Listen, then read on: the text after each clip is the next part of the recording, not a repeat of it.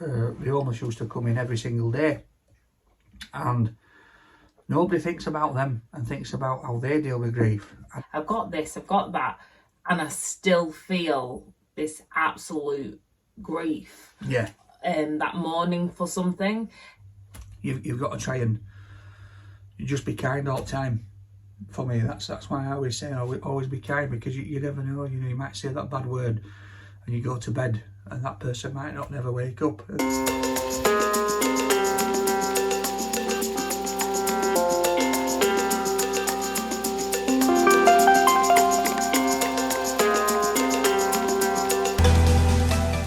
Hello, it is Sophie Maylan and Danny Maylan, and this is your mental health gym. Yes, we are back at the gym again, but this is all things mind and a bit of body. But we are talking about the latest news and also our views on mental health. So thank you so much for all your comments of late. It was so good to hear so many of you open up about anxiety and how you're coping with it or not coping with it, because we don't always cope with it straight away. It's finding the right coping mechanism. There's a lot of similarities, isn't there? A lot of people commenting and saying how they dealt with things like the sort of the way that I do or what Sophie does, and I think it is about just finding your own coping strategy, something that you feel comfortable with, especially around today's topic as well. Yeah, let you fire it off. So, as you know, it might bring back memories of your childhood, your youth, but there's been quite a few deaths I've reported of late. The latest one being good old Tina Turner, the pop legend. And I know for a lot of people, I know like the Queen's death and different things can bring up your stories of grief. And also, it's to talk about not just grief in the sense of losing a loved one, but grief in the sense that when we go through different cycles. So I've actually been speaking a lot about, in some of my women's wellbeing groups, about menopause. And I know a lot of people have that hidden grief of when their body changes, or if they've had a hysterectomy and they've lost part of themselves and they feel guilty for feeling this grief. So it can come in all shapes and sizes. I think as well, it's like I say, all shapes and sizes, but like look at, for instance, like Tina Turner, Queen Elizabeth. So they're deaths that are not, they're not related to you. They may not, they're not personal friends, but because they're within the public eye and you can relate to them. So like, for example, with Tina, it's relating to songs that she sings. They may have been songs that have helped you through good times, bad times, trying times. You may have connected those songs to your emotional feelings. So when you lose somebody like that, and somebody passes like that, you think to yourself, oh, it hits you. Yeah. Same with the Queen. I remember when Queen Elizabeth passed, obviously the amount of people that went down and were paying their respects to her were just absolutely unreal. There were queues and queues of people for days on end, weren't there? Yeah, and then obviously there's also been good old Paul O'Grady as well. He sadly passed. And I think what it brings up is when people pass, all the kind of important things they've done for people's lives. Not always, when there's certain people, we won't mention names. Well, you've got to be honest, I think. You've got to be honest, and I don't want to mention the name, but obviously somebody else passed this week. And I think for a lot of people, there was relief, or, you've got your comeuppance, if you like. And I think that's a natural feeling when people do you bad, or do somebody bad like that person supposedly did, or was convicted of doing. People, you don't show much sympathy, because you think to yourself, do you know what? It's like Tina Turner, you start reminiscing songs, and Queen Elizabeth, you start looking at the good days, and then these other people, you think to yourself, yeah, that's it, you're gone. And that's how we deal with grief. It's your mind, or my mind anyway, saying to me, yeah, that person did wrong. So is that what they deserved? Yeah, and so it's interesting because I'm a Christian, and I realised how many things I still have to deal with people, because so when the man died recently, and I was like, yeah, I'll do a news report on that, because he was one of the nastiest persons I've ever interviewed. I think he actually made me cry, if I remember rightly. I remember interviewing him in Sheffield. He was so rude and like humiliating. He just was not bothered who was around, and I thought there's something evil and sinister about you. And it's that hard thing, because I know you shouldn't speak ill of the dead, but then I think sometimes that's denying the truth about someone Yeah, as but well. people need to as well. You know, obviously the people that were involved in this circle of horror, I'll call it. I can only imagine how they're feeling now. Probably, has justice been done? No, I don't think it has, because you know, something like that, justice can never be done, in my opinion. But I think that there will be a little bit of relief. I don't think anybody deep down is like joyous about somebody passing. But again, I think it's your mental well-being. It will, because it will bring back memories now for these people, because they may have just been getting on with their lives and knowing in the background that this person's still around. But then now it flashes it up. But there hasn't been that much media coverage neither, which I think is great. Yeah, because it's a bit like if there's a terrorist attack or something, you don't want to give any more coverage to those people who don't deserve it and who want that adulation, they want that power. So often we actually choose not to name or to report on certain people, or do more than, or we focus on the person that they've harmed if they do want to be named and known, than the actual person who caused the harm. But I think it's, you know, you can just go on about it all day, couldn't you? But I think, like, you know, death is just one of those things where it's going to affect everyone, especially mentally. And your emotions, you come across emotions that you've not come across before, and but also it can numb you as well, and you get to a point where, you know, it hits you and reality sinks in. And I remember that when my grandma passed away, she was, you know, I had a wicked relationship with my grandma. I remember me and my mum and my brother, she lived in Spain, and we went over, found out that she wasn't well, and we were in hospital with her.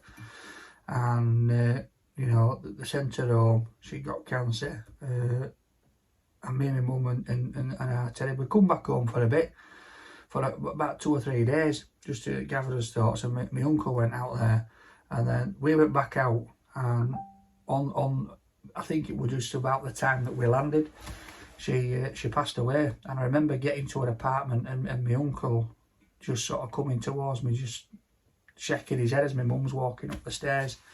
And I knew then that she'd passed. And I remember walking into an apartment, and it was just horrid, because I just, you know, because obviously when it's an immediate family member, it's like somebody's just chopped off your arm, and you know you're never ever going to have a conversation or see him again. So mentally it can be really, really tough. Yeah, and also I think you always think you're not valid in feeling a lot of grief. So I remember when my nan passed, and I was literally I was beside myself, and I tried to speak at a funeral, and I was just a mess. And it's more for me, less about people's names in certain situations, in terms of like, they were my nan, so therefore I can grieve this much, they were this, I can grieve. It's all about that relationship that it brings up, isn't it? It's all those memories and good, bad. Like with my nan, it was all good, and so it's bringing all those memories. And I think that's why we always talk about having a blended family, because family is definitely who you make it. So you could have like an auntie who's not biologically an auntie, but they mean the world to you, and actually losing them is worse than losing someone else. See, for me, it's so, like, obviously there's an age gap between me and you, as people know. So we've got like 9 years. So I've got to a point in my life, I'm like nearly 44-year-old, and unfortunately, I've had, you know, probably over the last couple of years, 4 or 5 people around my age have passed away, and, you know, for all different reasons. And I just think, sometimes I just can't believe it. And it's like I was saying earlier on about Tina Turner. Obviously, when I was growing up, I heard a lot of Tina Turner, my mum singing away, and, you know, even my grandma bopping. And, you know, so she was a part of my childhood growing up. The impression that she left on me, myself and my parents, and you know, she's gone. So it's like, it's worrying now for me, because I think to myself, I've got to that time in my life where I'm going to start suffering loss of friends, family, and it's like, it's how you deal with it. And obviously I've suffered loss, and it's difficult, and the only thing I can say is just make sure that you surround yourself by friends, family, people that care about you, people that you can talk to, because that's the main thing. You can talk to people. I was speaking to a bloke from who would have Rate My Takeaway fan, and he sadly lost his wife a good month to 6 weeks ago, and I actually went along to the funeral a couple of weeks ago to pay my respects, and I could just straight away just see the pain and anguish on his face, because he'd like lost his limb, lost his soulmate. And you know, it's you don't know what to say to people, because I don't know about you guys, but I hate that when people go, oh, I know what you're going through. Oh, I know what you're going through. Reason why I don't like that is because I think that people have been in similar situations where you've lost somebody, but you don't know what situation that person was actually in within that. So, and I think grief is so complex. It's not ever just simple either. Yeah. It's not necessarily you will feel like this and this will happen. And I know there's different stages of grief, but they can happen in all sorts of different wonky ways round and manifest in different ways. And it's like it's how you deal with it and what support that you've got around you and people there. So when people say, "Oh, I know what you've been through," I think to myself, "Well, no, you don't, because you know you had this in your life, or you did this, and you felt this way." That's all going to impact on how you feel about the situation. It might be that you deflect onto others and you know, you do something to hide the pain for yourself. It might be that, you know, you're just so engrossed in helping the rest of your family through it that you don't actually grieve yourself.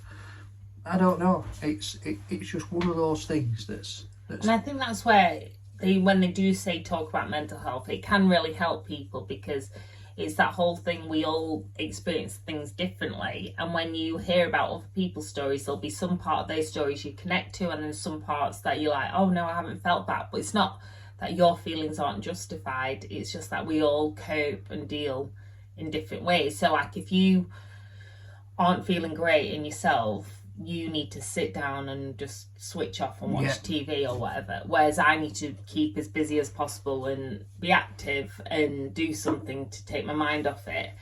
But then it's also seeing how Dan copes and how I cope. It's actually meeting in the middle as well, because both of us can do both of those things to the extreme where it's not healthy anymore. Well, that's what we spoke about last week, wasn't it, with the anxiety and people commenting in and saying that they'll deal with the anxiety this way. It all does just snowball into one sort of thing, doesn't it? I mean, like mental health, it's so broad in the aspects of what, or this is my opinion again, you know, we're not medical professionals here, and me and Sophie just give our opinion of mental health and how we've coped with our struggling times. And for me, I think there's just so many aspects to it, but in the end, they all do sort of snowball into each other if you don't get the support what you need. Now, an example of that is like, so I know, I mean, I've been with you and we've worked with the Street Angels, and we've been around Leeds helping the homeless.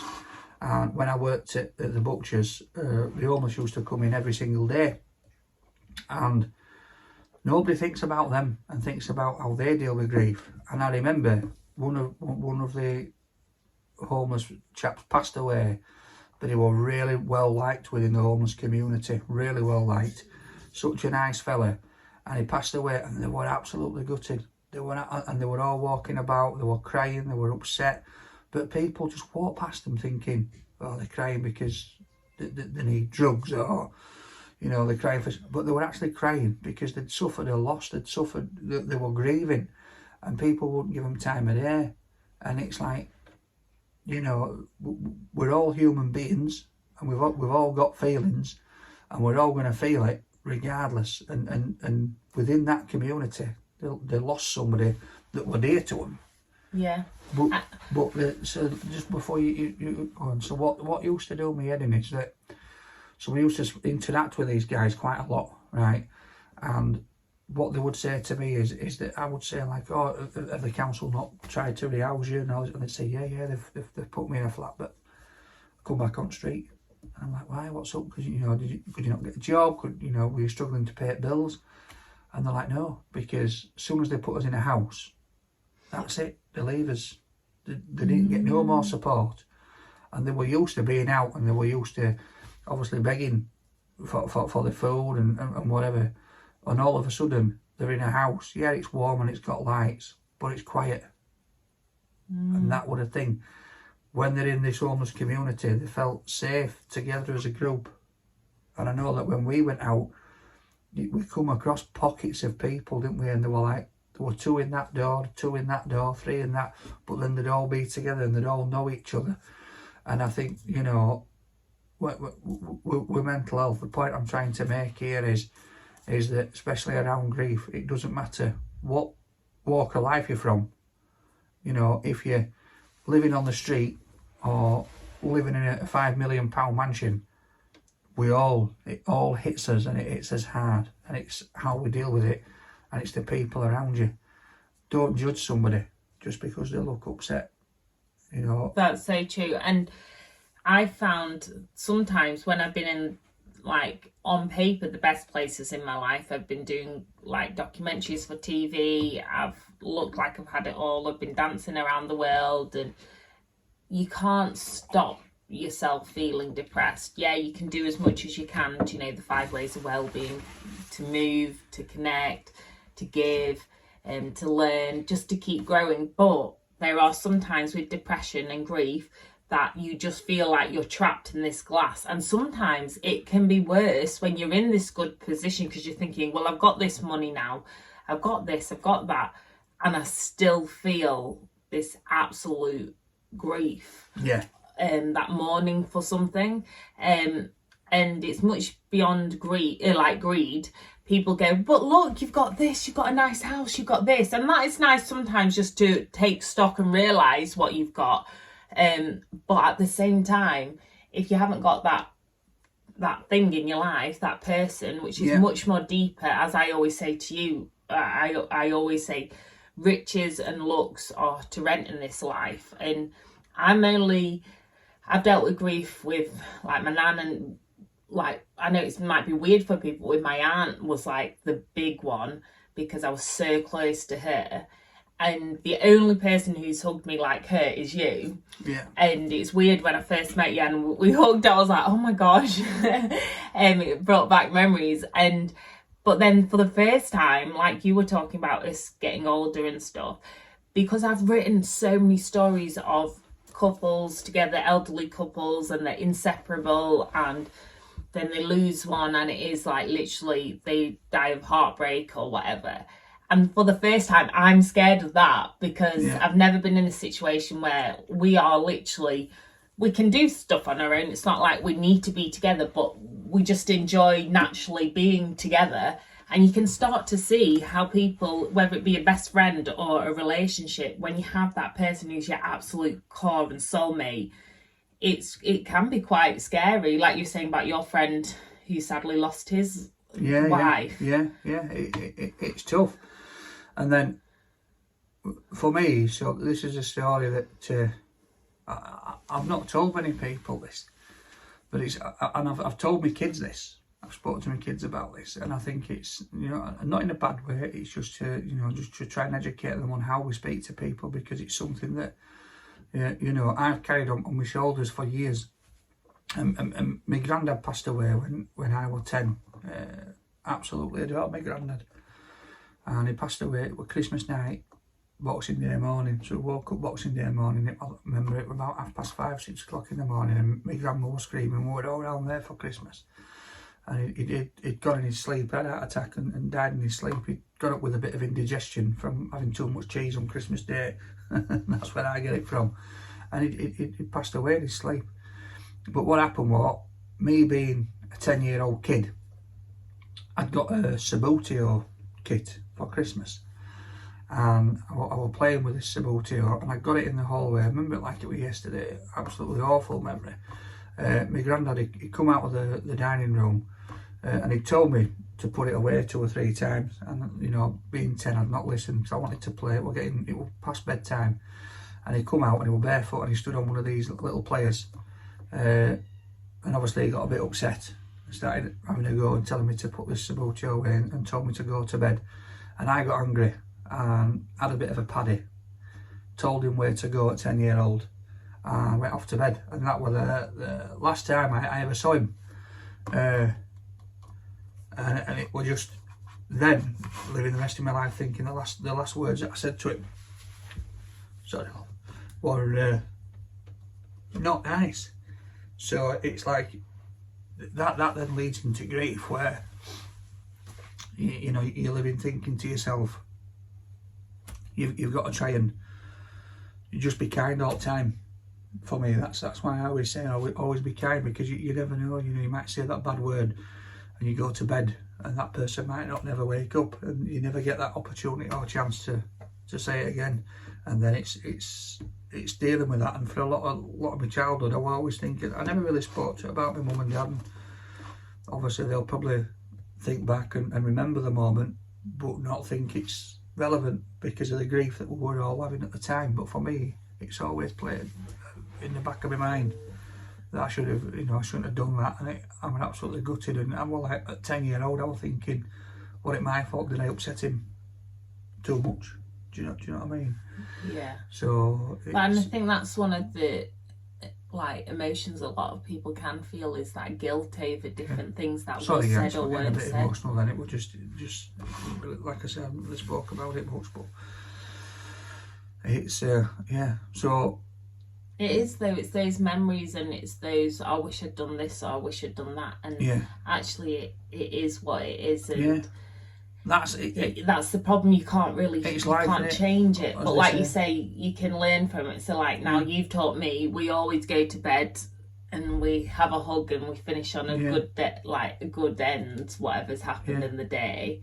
And it is that whole thing, because I always remember thinking, gosh, it must be so hard, you know, like if you just totally don't get on with someone and you've got to share a bed with them, and you know that you're lying next to them. And I've been there, where you lie next to someone who just, you live totally separate lives, you've got different wants, different feelings. Whereas with this, it's totally different. Yeah. Whereas it's that, but like you say, it's ending on a good day, and actually, okay, what can we do as a positive? And hopefully from this today, I know for me, it's inspired me. I've still got, like, I sadly lost my granddad quite tragically, but I've still got my grandma left, and I've still got like elderly aunts and relatives abroad. And it's made me think, right, Sophie, get in touch, pull out your finger, stop just waiting for tomorrow, or it's all right, I'll call her next week. Actually, just give them a call, show them you care, because like you say, life is so short. Yeah. And it's about making the most of the people around you and those you love. And the thing is, it does get better. It might never heal completely, but it does get better, and it does subside. So I think we're sort of going to finish here and just sort of say that, you know, with grief and mental health, it's very important that you take that support from your family and your friends. But there are people out there, there are organisations out there, Samaritans, you know, Mind, they will help you. They will help you through this tough time. If it's like sort of cancer related as well, like Macmillan, they have for the partners and stuff like that, or for family members, they have help with grief. So just get out there and, you know, try and think of the good times as much as you can, but seek that support when needed. So we'll be back next week. Definitely. And if you've got topics you'd like to suggest or guests, please do let us know. Comment below, or if you're listening, do please leave us a review. We'd love to hear from you. And thanks again for watching or listening and just taking part wherever you are. Sending you so much peace, love and shimmies. Peace, love and shimmies. See you soon, guys. See you soon.